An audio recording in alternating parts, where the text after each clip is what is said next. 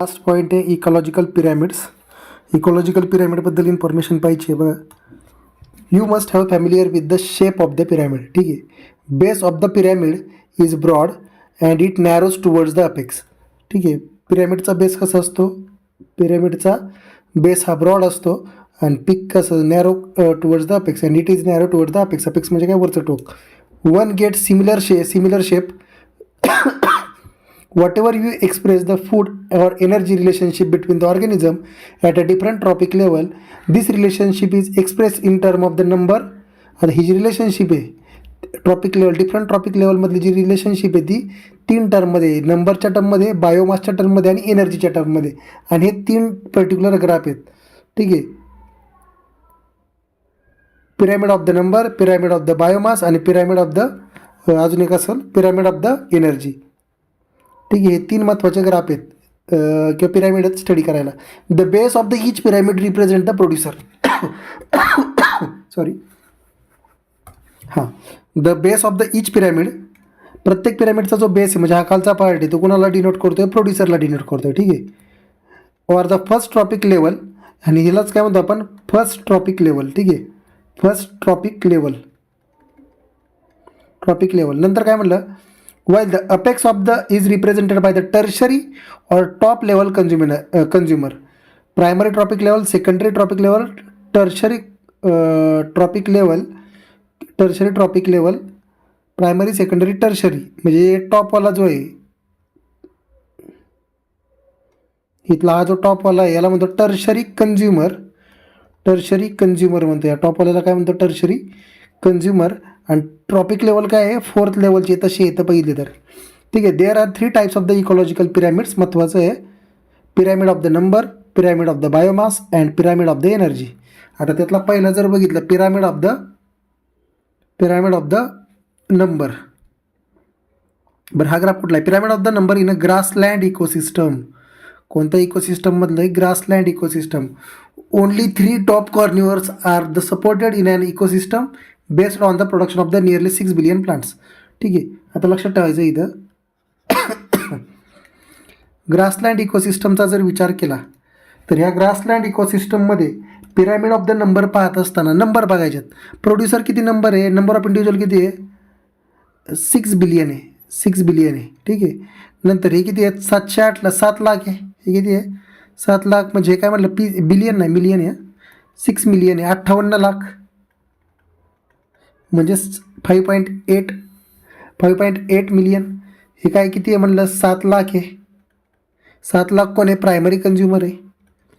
Secondary consumer किती आहे? 3,54,000 आहे. आणि टर्शरी कंझ्युमर किती आहेत? फक्त 3 आहेत. टर्शरी कंझ्युमर किती आहेत? 3. मग हा जो ग्राफ आहे हा काय नंबर ऑफ इंडिव्हिज्युअलवरती डिनोट करतोय म्हणून त्याला म्हणतो पिरॅमिड ऑफ द नंबर. बरं याचा शेप जर बघितलं तर बेस काय आहे? मोठा आहे आणि अपेक्स काय आहे? छोटा आहे. ठीक आहे. नेक्स्ट काय म्हणलं बघा.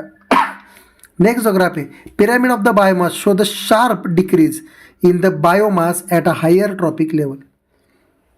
किलोग्राम पर मीटर स्क्वेअर म्हणलं. किलोग्राम पर मीटर स्क्वेअर म्हणजे particular mass in particular area. Given mass in particular. आता प्रोड्युसरचा मास ग्रासलँडचं चाललेलं आहे. ग्रासलँडमध्ये जर बघितलं तर प्रोड्युसरचं बायोमास किती आहे? 809. प्रायमरी कंझ्युमरचं किती आहे? 37 आहे. सेकंडरी कंझ्युमरचं किती आहे? 11 किलोग्राम पर मीटर स्क्वेअर आहे. आणि टर्शरीचं किती आहे? 1.5 आहे. टर्शरीचं काय? 1.5 किलोग्राम पर मीटर स्क्वेअर. आता हे काय म्हटलं आहे? Inverted pyramid of the biomass, small standing crop of the phytoplankton supports the large standing crop of the zooplankton. मग इथं काय म्हणलेलं आहे? इथं जर बघितलं तर हे खालचे कोण आहेत? फायटोप्लॅन्क्टॉन आहेत. आणि वरती कोण आहेत? झू प्लॅन्क्टन आहे. मग इथं काय म्हणलेलं आहे बघा. Small standing crop of the phytoplankton. जे स्मॉल फायटोप्लॅन्क्टन आहे J4 ते 21ला सपोर्ट करतात. म्हणजे हे 21 जण ह्या 4 वरती फीड करतात. लक्षात ठेवायचं.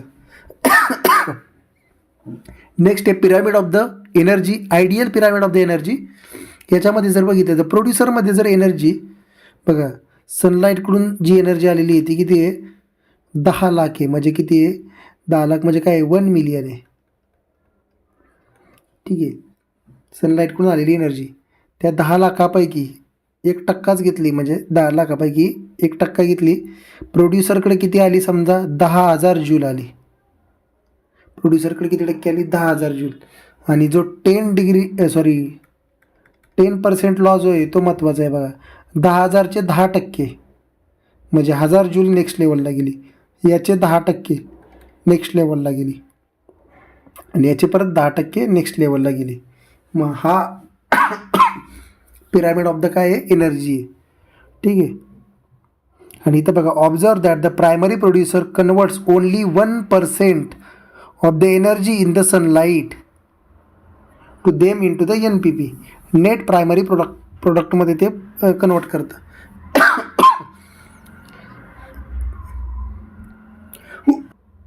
हां. Any calculation of the energy content, biomass and number has to be include all organism at that tropic level. बरोबर. कोणतं पण कॅल्क्युलेशन करत असताना एनर्जी कंटेंट असू, बायोमास असू किंवा नंबर असू, सगळे ऑर्गॅनिझम इन्क्लुडेड केले पाहिजेत. ठीक आहे. सगळे ऑर्गॅनिझम काय केले पाहिजेत, इन्क्लूड केले पाहिजेत. No generalization we will make will be true if we take only a few individual. थोडी इंडिव्हिज्युअल घेऊन करता येणार आहे का तर नाही. Also a given organism may occupy more than one trophic level simultaneously. एक पर्टिक्युलर ऑर्गॅनिझम हा डिफरंट लेवलला असू शकतो सायमल्टेनियसली, एकाच वेळी डिफरंट लेवलला असू शकतो. One must remember that the trophic level represent a functional level, not a species level.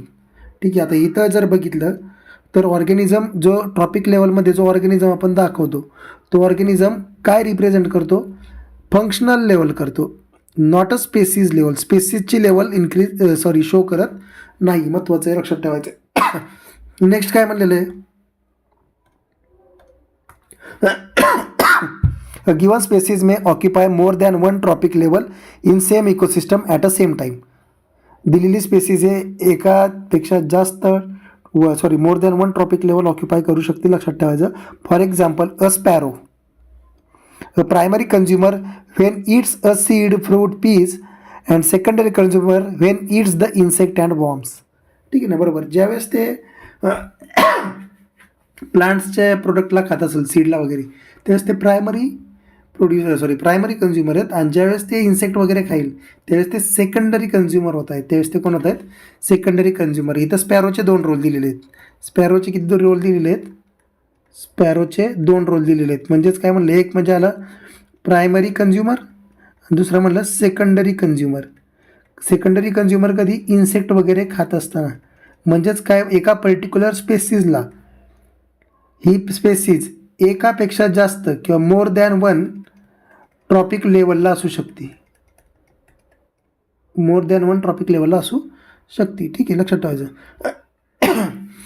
In most of the ecosystem all the pyramids like number, energy and biomass are upright. लक्षात ठेवायचं. Upright म्हणजे काय, वरच्या बाजूने कमी कमी होत जाणे. I producer are more in number, biomass than the herbivores, more in number and biomass than in herbivores, and herbivores are more in number than the number and biomass of than the carnivores. ठीक आहे. म्हणजे लक्षात ठेवायचं. हा upright म्हणजे काय आहे, खालच्या यांची अमाऊंट जास्त आहे प्रोड्युसरची, नंतर हार्बिवर्सची जास्त आहे, त्यांच्यापेक्षा कमी कोण एक कन्झ्युमर आहे, नंतर कोण आहे सेकंडरी कन्झ्युमर आहेत, नंतर टर्शरी कन्झ्युमर आहेत. हा कसा ग्राफ आहे, हा अपराईट आहे. ठीक आहे, लक्षात ठेवायचे. Also energy at lower trophic level. हां, नेक्स्ट पॉईंट बघा. There are exception to this generalization. आता बघा, जनरली आपण हे जे म्हणलेलं आहे, हे तिन्ही प्रकारचे जे पिरामिड आहेत, pyramid of the number, biomass and energy, हे तिन्ही पिरामिडचं जर बघितलं नेचर कसं आहे, अपराईट नेचर आहे. प्रोड्युसरची संख्या ही जास्त आहे हार्बिवर्स कोणापेक्षा जास्त आहेत, कन्झ्युमर कोणापेक्षा जास्त आहेत, सेकंडरी कन्झ्युमरपेक्षा आणि प्रायमरी कन्झ्युमरपेक्षा जास्त आहेत. याला म्हणतो अपराईट. पण ह्या अशा प्रकारच्या ग्राफला काही एक्सेप्शन आहेत. आता ते एक्सेप्शन्स पेपरला डायरेक्टली विचारतात. त्यातलं पहिलं एक्सेप्शन काय म्हणलेलं आहे, if you were to count the number of the insect feeding on a big tree, what kind of the pyramid would you get. बरोबर आहे. आता एक पर्टिक्युलर झाड आहे, प्रोड्युसर काय झालं, एक झाड झालं. ठीक आहे, प्रोड्युसर म्हणजे काय झालं, एक झाड. आणि त्याच्यावरती किती आहेत, लाखो इन्सेक्ट आहेत. हा ग्राफ कसा झाला, उलटा झाला ना. एक पर्टिक्युलर झाड आहे म्हणजे अमाऊंट काय झाली, सिंगल. हा झाला एक झाड आणि लाखो इन्सेक्ट, मग हा ग्राफ कसा झाला, इन्व्हर्टेड पिरामिड झाला. ठीक आहे.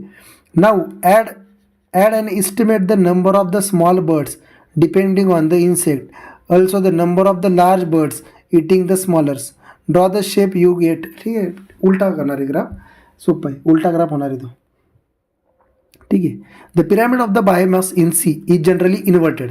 बघा महत्त्वाचा पॉईंट, द pyramid of the biomass in a sea is generally inverted because the biomass of the fishes far exceeded that of the phytoplankton. फायटोप्लॅन्क्टॉनपेक्षा फिशेसचं मास किंवा बायोमास हे खूप जास्त प्रमाणात आहे.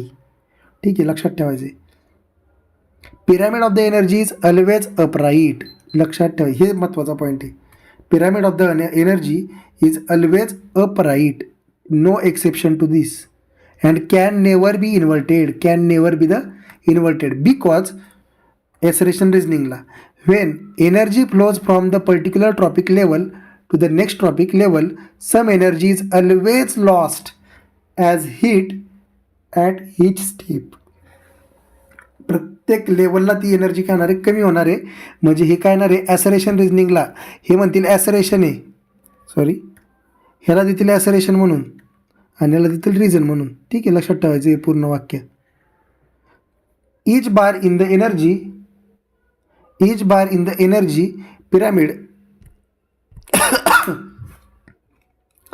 each bar in the energy pyramid indicates the amount of energy present at each tropic level in a given time or annually in a per unit area.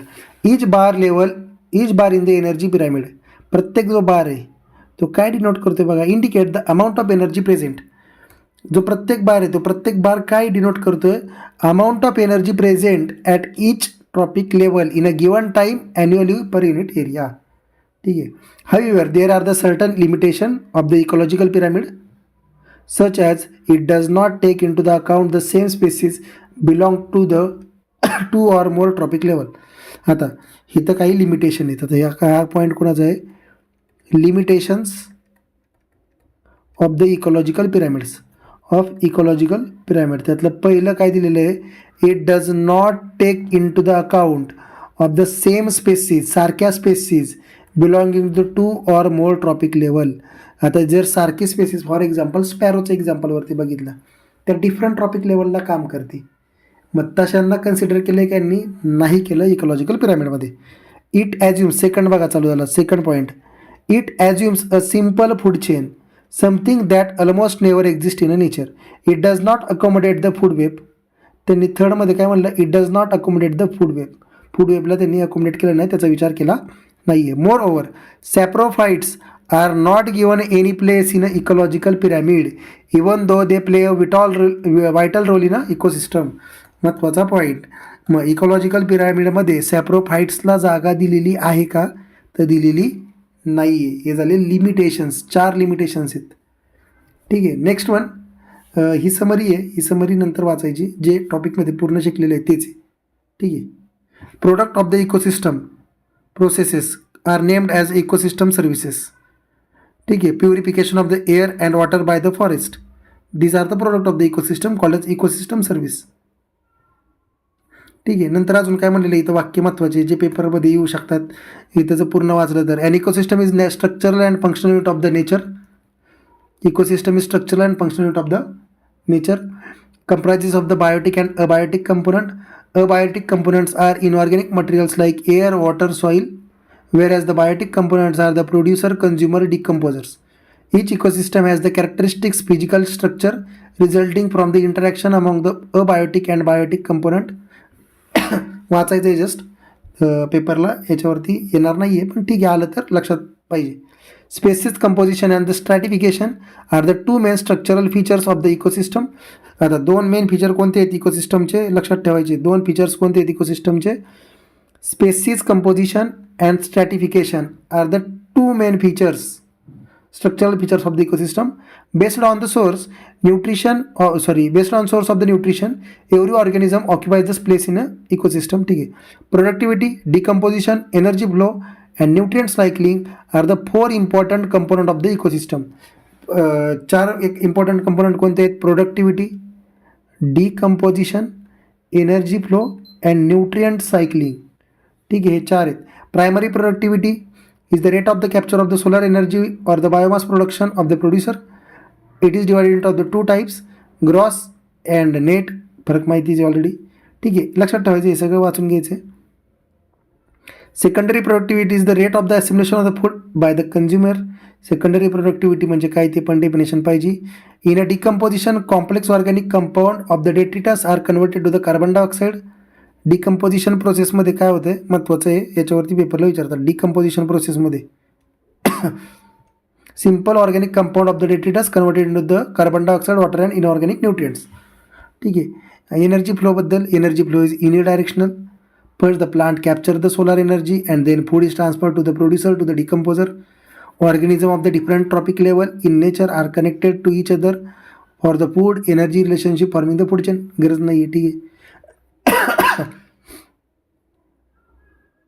Nutrient cycling म्हणजे काय बघा. Nutrient सायकलिंगची definition पेपरला विचारतील.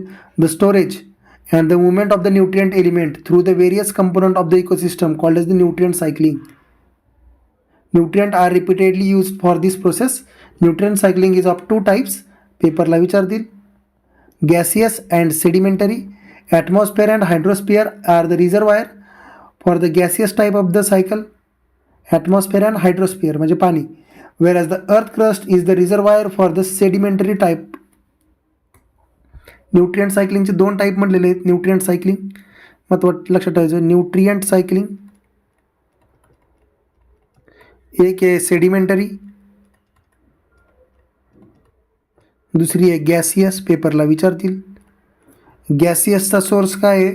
हायड्रोस्फिअर म्हणजे पाणी, आणि काय आहे? ॲटमॉस्फिअर. आणि सेडिमेंटरीचा काय आहे? अर्थ, किंवा त्यालाच म्हणतो आपण लिथोस्फिअर. रिझर्वायर, हे काय आहेत? रिझर्वायर. पेपरला याच्यावरती पण क्वेश्चन येतो. अशा पद्धतीने हा टॉपिक, इकोसिस्टम हा टॉपिक फिनिश झालेला आहे, संपलेला आहे. ठीक आहे.